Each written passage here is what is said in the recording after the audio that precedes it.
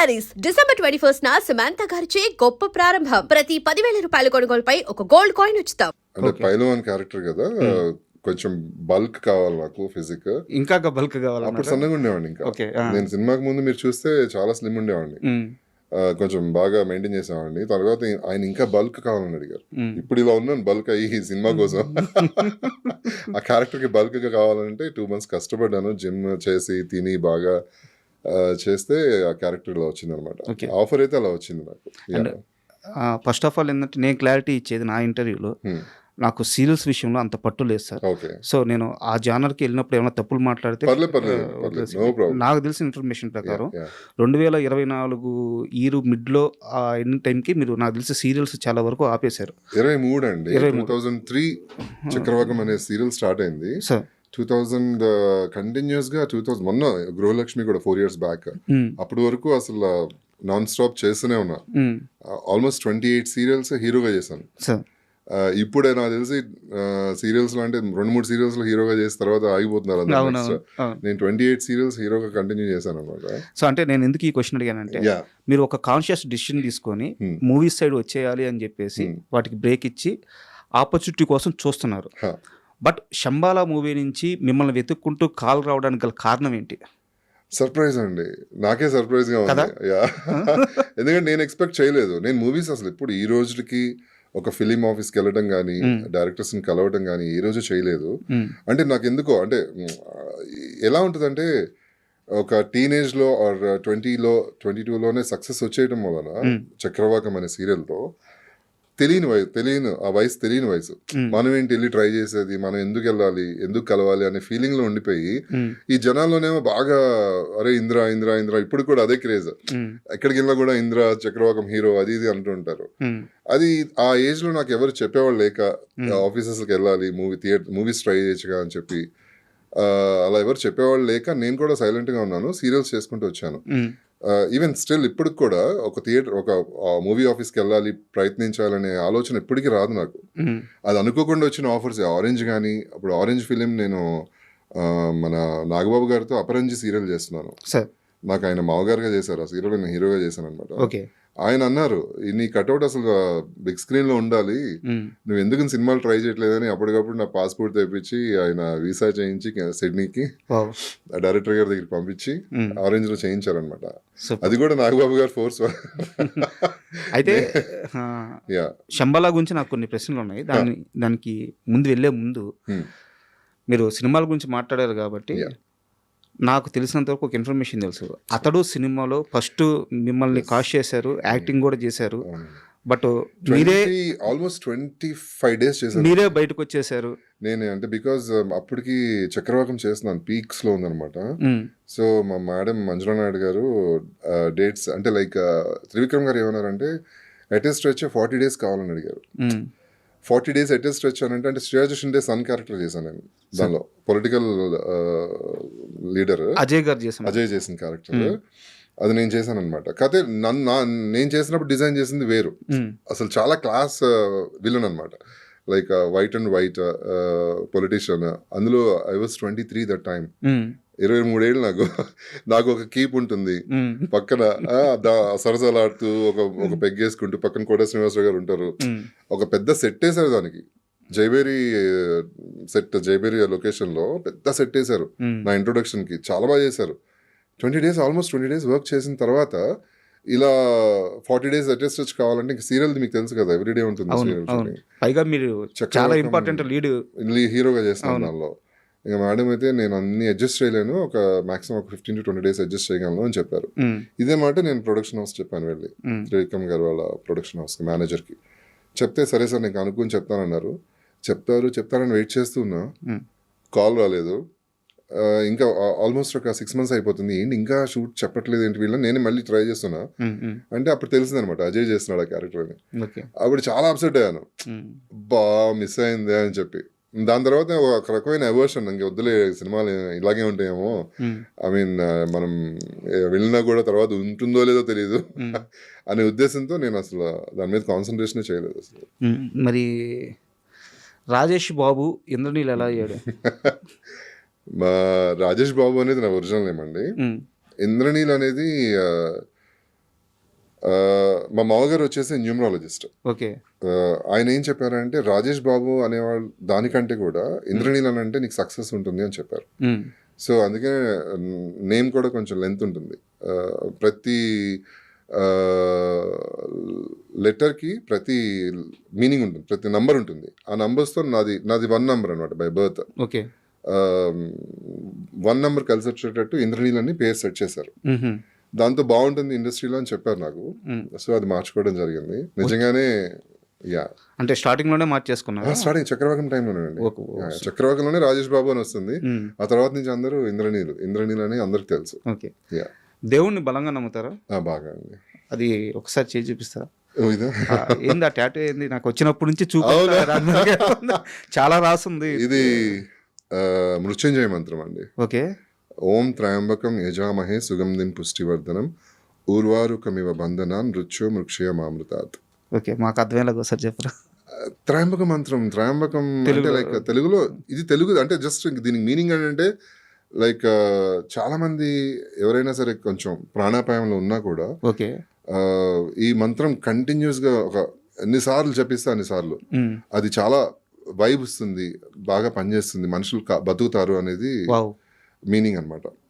శివుడిది main మంత్రం ఇది కనుక నిజంగా ప్రతి ఒక్కరు చేయాల్సింది ఇది మంత్రం అనమాట. ఇది నేను చదువుకోవడం ఎందుకు, నా బాడీ మీద ఉంటే బాగుంటుంది కదా అని నేను టాటూ చేయించుకున్నాను. అంటే నాకు నిజంగా తెలియదు, చాలా పవర్ఫుల్ మంత్రం. మీరు గూగుల్ చేసిన పురాణాల్లోకి వెళ్ళి మీరు ఏదైనా బుక్స్ లో చదివినా దీని మీనింగ్ అంతా ఉంటుంది. అంటే దీనికి పూర్తి మీనింగ్ నాకు తెలియదు, బట్ చాలా భగవంతుడు శివుడిది చాలా పవర్ఫుల్ మంత్రం అనమాట శివుడిది. సూపర్. అంటే ఎందుకు ఈ క్వశ్చన్ అడిగానంటే ఇలా దేవుణ్ణి బలంగా నమ్మే మీకు శంబాలో అలాంటి ఒక క్యారెక్టర్ రావడం, సో అంటే ఏదో అంటారు కదా, మీరు ఇందాక అన్నారు ఎందుకు వచ్చిందో నాకు తెలియదు, క్యారెక్టర్ ఎందుకు వచ్చిందో నాకు తెలియదు, బట్ ఆ క్యారెక్టర్లో ఒక డివైన్ థింగ్ ఉంది. ఆ క్యారెక్టర్ చుట్టూ ఆ కథ చుట్టూ ఒక డివైన్ థింగ్ ఉంది అనమాట. మేబీ ఈ ఆరా అక్కడి నుంచి వచ్చిండొచ్చు, చిన్న క్యారెక్టర్ కాదు అది. సో ఆ క్యారెక్టర్ వచ్చినప్పుడు ఇదేదో నా థాట్ ప్రాసెస్ దగ్గరగా ఉంది. ఆ కథ విన్నప్పుడు ఏమైనా అనిపించింది? కథ విన్నప్పుడైతే నాకు అనిపించలేదు, కానీ స్క్రీన్ మన షూటింగ్ వెళ్ళినప్పుడు వర్క్ చేస్తున్నప్పుడు ఆ పాజిటివ్ వైబ్ అనిపించిందండి. అంటే నేను వర్క్ చేసింది ఆది ఒక్కరితోనే, తర్వాత డైరెక్టర్ గారు అండ్ మధునందన్తో ఒక రోజు అంతే. మిగతా ఆర్టిస్టులు ఎవరితో వర్క్ చేయలేదు. నా క్యారెక్టర్ వరకు నేను వర్క్ చేసుకుని వచ్చేసాను. ఆ వర్క్ చేసినంత సేపు కూడా ఒక మంచి పాజిటివ్ వైబ్ ఉంది. ఆ పాజిటివ్ వైబ్ ఎలా చెప్పాలంటే అసలు నాకు చేస్తున్న సాటిస్ఫాక్షన్, ఇప్పుడు దాకా లేని సాటిస్ఫాక్షన్ ఒక వర్క్, అంటే సీరియల్స్ పరంగా మాట్లాడలేదు, మూవీస్లో ఇంతకుముందు నేను ఆరెంజ్ చేశాను అండ్ స్నేహమేర జీవితం అని మన శివబాలాజీ ప్రొడ్యూస్ చేశారు. ఇద్దరు కలిసి చేశాను. నాకు అంత సాటిస్ఫాక్షన్ లేవు ఏవి కూడా. ఇది ఎందుకో చేసినప్పుడు చిన్న క్యారెక్టర్ అనిపించింది ఫస్ట్. నేను వర్కింగ్ డేస్ అయితే తక్కువే, యాక్చువల్ చేసింది తక్కువే కదా. నేను ఫస్ట్ డైరెక్టర్ గారిని కూడా అడిగా, సార్ సినిమాలో అసలు నా క్యారెక్టర్ ఉందా? ఇది మొత్తం అయిపోయిన తర్వాత నిజంగా నేను ప్రమోషన్స్కి వెళ్తున్నాను, అన్ని చేస్తున్నాను, సినిమాలో రిజిస్టర్ అవుతుందా నా క్యారెక్టర్ అని అడిగాను. డౌట్ ఒక ఆర్టిస్ట్గా. అదంటే మీరు చూడండి స్క్రీన్లో అన్నారు. అంతే, ఒకే మాట అన్నారు, మీరు చూడండి, చూసినాక మాట్లాడండి అన్నారు. నేను చేసిన ప్రతి సీన్ ఉంది, ఎక్కడ ఎడిటింగ్లో కట్ అవ్వలేదు. అసలు నేను ప్రీమియర్కి వెళ్ళిన తర్వాత నేను షాక్ అయిపోయాను. అప్పుడు దాకా నాకు స్టోరీ కూడా తెలియదు, శంబాలా గురించి స్టోరీ అసలు ఏమీ తెలియదు. డైరెక్టర్ గారు ఓన్లీ నా క్యారెక్టర్ వరకే చెప్పారు, నా క్యారెక్టర్ ఎలా బిహేవ్ చేస్తుందని చెప్పారు. అది పర్ఫామ్ చేసి నేను వచ్చేసాను అంతే. లాస్ట్ ప్యాకప్ రోజు కూడా నేను sir thank you so much అని చెప్పి వచ్చేసాను. మొన్న 24th ప్రీమియం వేస్తే నేను, నా వైఫ్, నా ఫ్రెండ్స్ అందరం వెళ్తే లిటరల్లీ నా ఫ్యూజ్లు ఎగిరిపోయాయి. ఇది నేనేనా అంటే నన్ను నేను నమ్మలేకపోయాను స్క్రీన్లో. ఇప్పుడు దాకా ఒక లవర్ బాయ్గా సీరియల్స్లో, ఒక రొమాంటిక్ హీరోగా, లేకపోతే ఒక ఐఏఎస్ ఆఫీసర్గా అలాంటి రోల్స్ చేశాను తప్పితే ఇలా నెగిటివ్ షేడ్ ఎప్పుడు చేయలేదు నేను. ఇది నెగిటివ్ కూడా అనకూడదు, అది వచ్చి అటాక్ అయినప్పుడు ఈవీలో అనేది అటాక్ అయితే మన బాడీలో వస్తే ఎలా రియాక్ట్ అవుతాం అనేది క్యారెక్టర్. అది అంత విగరస్ గా నేనే చేసింది అనిపించింది అనమాట స్క్రీన్. యాక్చువల్గా నేను త్రిబుల్ ఏలో చూసాను మూవీ. డైరెక్టర్ గారు, మీ పిఆర్ అందరూ పక్కనే ఉన్నారు. మూవీ వస్తున్నప్పుడు మీరు ఆ కొండ మీద కూర్చొని తింటుంటారు. ఆ షాట్ చూసి నాకు థియేటర్ అంతా ఒక రీసౌండ్. నాకు ఇప్పటికీ ఇన్స్టాలో అందరూ ఆ షార్ట్స్ పంపిస్తూ ఉంటారు అనమాట. అరుపులు భయంకరంగా అసలు. అంటే థియేటర్స్ లో జనాలు అలా ఎంజాయ్ చేస్తున్నారు అని అంటే చాలా థ్రిల్లింగ్ గా ఉంటుందండి. అందులో మన సీన్ వస్తున్నప్పుడు అలా ఎంజాయ్ చేస్తున్నారు అని అంటే తెలియని హ్యాపీనెస్. అవన్నీ కూడా పంపిస్తుంటే నాకు చాలా బాగా అనిపించింది. సో అలా థియేటర్లో చూసినప్పుడు ఐ వాజ్ రియల్లీ సర్ప్రైజ్డ్ అండి. చాలా అసలు ఎప్పటికీ నేను డైరెక్టర్ గారికి థ్యాంక్స్ చెప్పుకుంటాను. ఎందుకంటే ఆయనలో అంత టాలెంట్ ఉంటుందని, అంటే ఇన్ ఇయర్స్ ఎక్స్పీరియన్స్లో ఎంతో మందిని చూస్తుంటాం మనం కదా. అవును. చాలా మంది స్టోరీ చెప్తానికి వస్తుంటారు. ఫ్రాంక్లీ స్పీకింగ్ నేను 2 సినిమాలు చేశాను. మిత్ర అని ఒక సినిమా చేశాను హీరోగా, హారర్ ఫిలిం. అది రిలీజ్ అవ్వాల, అది యూట్యూబ్లో రిలీజ్ చేసుకున్నారు వాళ్ళు. నాకు చాలా ఆశ్చర్యం వేసింది. ఆల్మోస్ట్ 1.5 CR ఖర్చు పెట్టారు. ఖర్చు పెట్టి బాగానే తీశారు సాంగ్. దానిలో ఒక ఐటమ్ సాంగ్, నేను దానిలో డాన్స్ చేశాను, చాలా బాగా వచ్చింది అనుకున్నాము. బట్ అది మార్కెట్ చేయలేక, సినిమా తీయడం గొప్ప కాదు, బయటికి తీసుకురావడం గొప్ప, రిలీజ్ చేయడం గొప్ప. అది చేయలేకపోయారు, అది యూట్యూబ్లో రిలీజ్ చేశారు. అండ్ ఒక 2 years బ్యాక్ నేను వరలక్ష్మి శరత్ కుమార్ గారితో ఒక మూవీ చేశాను, lead hero come villain, force అని చెప్పి. అది ఇప్పుడు ఈ సినిమా శంబాలో బయటకు వచ్చిన తర్వాత they are trying to push అనమాట, లైక్ బయటికి ఇది సినిమా వస్తే బాగుంటుంది. అది వస్తే మాత్రం చాలా బాగుంటుంది, బికాజ్ తమిళ్ డైరెక్టర్ అనమాట, మంచి డైరెక్టర్. ఆయన కూడా చాలా బాగా ప్రజెంట్ చేశారు నందాలో, ఒక సైకో క్యారెక్టర్ దానిలో. అది అది కనుక ఇప్పుడు రిలీజ్ అయితే అది కూడా చాలా బాగుంటుంది. అండ్ మూవీ రిలీజ్ అయిన తర్వాత, శంబాలో రిలీజ్ అయిన తర్వాత ఇంత పెద్ద సక్సెస్ అయింది, మీకు వచ్చిన బెస్ట్ కాంప్లిమెంట్ ఏది, ఎవరి నుంచి వచ్చింది? నా wife, she is very big critic అండి. మేఘనా గారు కాంప్లిమెంట్ ఇవ్వడం అనేది చాలా విషయం. ఎందుకంటే మీరు మేడం అసలు మీ ఇద్దరు కప్పుల్ని 2 కళ్ళు చాలా అని చెప్పే వాళ్ళు చాలా మంది ఉన్నారు. ఇందాక మన ఇంటర్వ్యూ స్టార్ట్ అవ్వక ముందు మా టీంలో ఒక ఆమె వచ్చింది, మీకు కాఫీ ఇచ్చింది, సార్ మా పిల్లలందరూ మీ ఫ్యాన్స్ అని చెప్తుంది. మీకంటే మీకు ఒక్కరికని కాదు, మీ కప్పులకి ఫ్యాన్స్ అని చెప్తుంది. మీ ఫ్యాన్స్ మీకు ఉండొచ్చు, బట్ మేడం ఫ్యాన్స్ మేడంకి ఉండొచ్చు. మీ ఇద్దరు కలిసి ఉన్నప్పుడు కొన్ని లక్షల మంది మీ ఇద్దరిని చాలా అభిమానంగా చూస్తారు అనమాట. సో మేడం మీకు కాంప్లిమెంట్ ఇవ్వడం అనేది చాలా మామూలు విషయమే, మిమ్మల్ని క్రిటిసైజ్ చేయడం అనేది మామూలు విషయమే. నేను చెప్పేది బయట నుంచి వచ్చిన బెస్ట్ కాంప్లిమెంట్ అది. మా డైరెక్టర్ గారు ఓకే, ఆయన ఒకటే వర్డ్ అన్నారు, వర్కౌట్ అవుతుంది అని. వర్కౌట్ అయింది సినిమాలో మీ క్యారెక్టర్ అని, బాగుంది అని. మొన్న ఇంకా సక్సెస్ అయిన తర్వాత అందరం కూర్చొని సరదాగా మాట్లాడుకుంటుంటే ఆయన సీన్ బై సీన్ అంటే చెప్తున్నారనమాట, ఒక్కొక్క షాట్ ఏంటి సార్ అది ఎలా చేశారు అంటే అప్పటిదాకా ఆయన ఆ టెన్షన్ ఓపెన్ అవ్వలేదు. దానికి ముందు అసలు అది ఆ మేనరిజం అసలు భలే ఉంది, బాగా వచ్చింది, చాలా బాగా చేశారని చెప్పి ఫస్ట్ కాంప్లిమెంట్ మా డైరెక్టర్ గారు. అండ్ చాలా మంది తర్వాత చాలా మంది అండి, ఎవ్రీ వన్, అసలు ప్రతి ఒక్కరు చూసిన ప్రతి ఒక్కరు కూడా మంచి కాంప్లిమెంట్స్ వస్తున్నాయి. ఎవరు కూడా బాగాలేదు లేకపోతే ఏంటి గెటప్ ఎలా ఉంది అని ఎవరు అనలేదు. ఆ గెటప్ తోనే అసలు ఫస్ట్ అందరూ సెట్ అయింది ఆ క్యారెక్టర్ కి. చెప్తున్నాను కదా, నేను పర్సనల్ గా నేను కొంచెం బాగా చూసుకుంటాను, నన్ను బాగా కనిపించాలని చూసుకుంటాను. అలాంటిది నేను నన్ను మర్చిపోయాను సినిమాలో. అది ఎవరో చేస్తున్నారు, ఎవరో క్యారెక్టర్ అనుకుని నేను చూసాను ఆ సినిమాని. ఈవెన్ షూటింగ్ చేసినప్పుడు మానిటర్ లో కూడా ఒక చిన్న షాట్, మధునందన్ భయపడుతుంటే వెనక నుంచి రాక్ మీద వస్తుంటాను, సార్ ఎవరు సార్ వీడియో అని అడిగాను నేను. నిన్న మధునందన్ గారు కూడా అదే అంటున్నారు ఇంటర్వ్యూకి వస్తే, భయపెట్టేశాడు భయ. ఆయన కూడా ఈజ్ వెరీ గుడ్ యాక్టర్. ఆయన ఎక్స్ప్రెషన్స్ కానీ అసలు అవన్నీ కూడా ప్రతి ఆర్టిస్ట్ అండి, దీనిలో చేసిన ప్రతి క్యారెక్టర్ ఆర్టిస్ట్ కూడా చాలా అద్భుతంగా పర్ఫామ్ చేస్తారండి. సూపర్. నేను ఒక స్ట్రైట్ క్వశ్చన్ అడుగుతాను. Yeah please. నాకు అంతే స్ట్రైట్ గా ఆన్సర్ కావాలి. యా.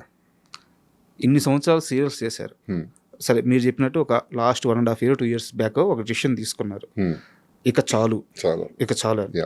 ఆ డిసిషన్ తీసుకున్న రోజు మీరు మేఘనా గారు ఏం మాట్లాడుకున్నారు?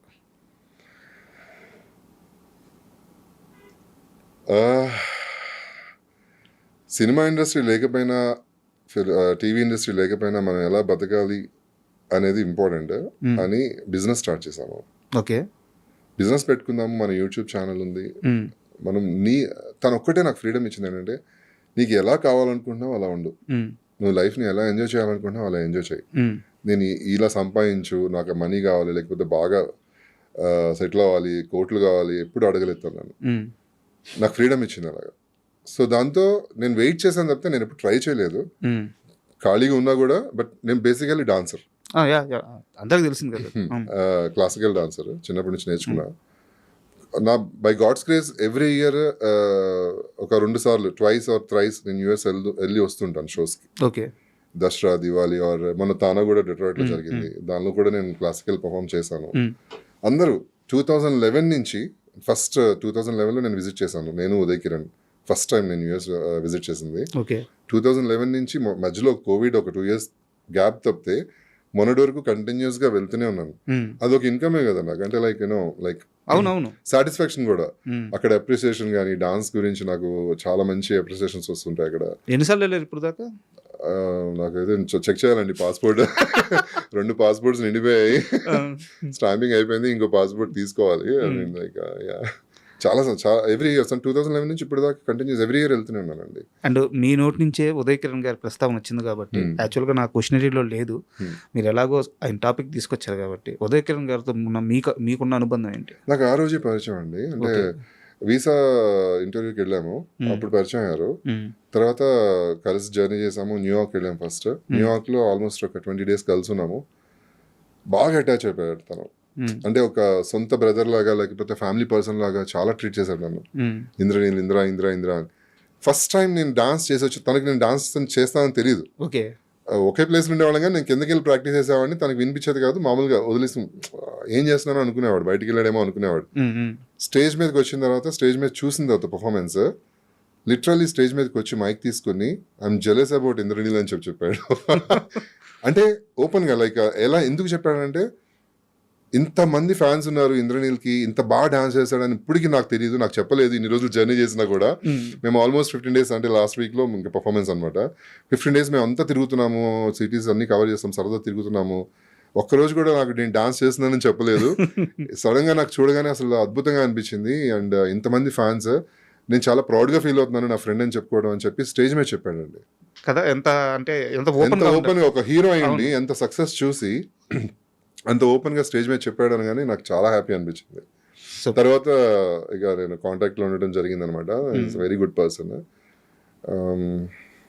ఇంకా అసలు కథ లాస్ట్ మినిట్ లో నేను చూడడానికి భయం వేసి వెళ్ళలేకపోయాను నేను అసలు. అంటే నాకు బాగా చాలా క్లోజ్ పర్సన్, అంటే లైక్ బాగా దగ్గరయ్యాడు అని అనిపించి డైరెక్ట్గా చూడాలంటే నాకు ధైర్యం చాలలేదు, వెళ్ళలేకపోయాను అసలు నేను. అంటే సారీ, ఏదో ఎమోషనల్ చేయాలనో ఏదో ఉద్దేశం టాపిక్ వచ్చింది.